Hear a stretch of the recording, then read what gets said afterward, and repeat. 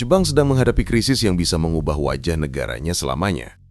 Populasi menurun drastis, tenaga kerja semakin langka, dan generasi mudanya makin sedikit. Namun, yang mengejutkan, ada ribuan orang India yang justru berbondong-bondong pindah ke Jepang.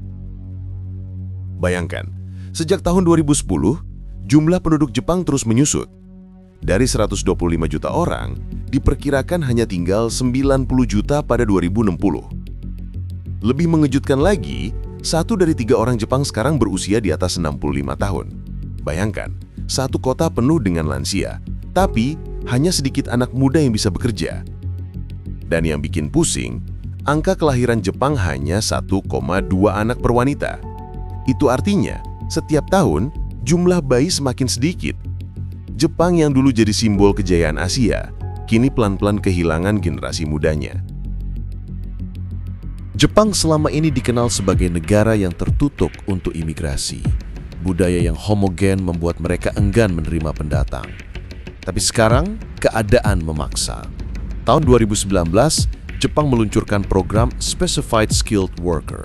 Program ini membuka pintu bagi pekerja asing di bidang kesehatan, pertanian, konstruksi, hingga perhotelan. Untuk pertama kalinya, Jepang harus benar-benar bergantung pada tenaga kerja asing. Dan inilah titik balik besar dalam sejarah modern mereka. Tanya menariknya, kenapa India? India punya bonus demografi. Sekitar 66% penduduknya berusia di bawah 35 tahun. Mereka pintar, ambisius, dan banyak yang jago IT serta engineering.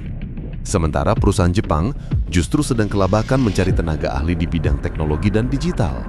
Jawabannya jelas, India adalah mitra sempurna. Bahkan, Jepang dan India sudah punya kerjasama digital strategis. Jadi jangan heran kalau makin banyak orang India pindah ke Jepang, kerja di perusahaan teknologi, riset sampai manufaktur.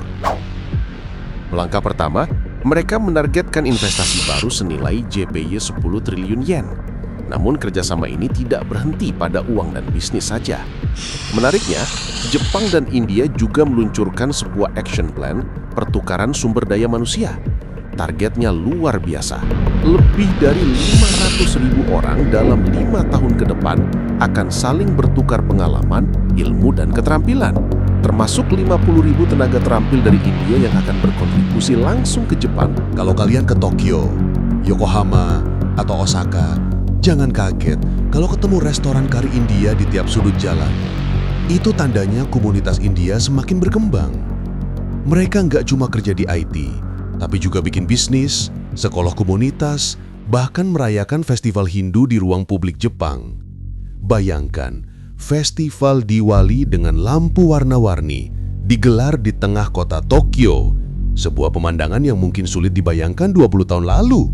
Apakah ini pertanda wajah Jepang akan berubah di masa depan? Dari negara homogen menjadi negara multikultural?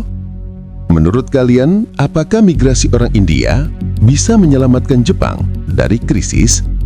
Tulis jawaban kalian di kolom komentar. Dan seperti biasa, jangan lupa klik likes, share, dan subscribe. Karena cerita seperti ini baru permulaan dari banyak perubahan besar di Asia.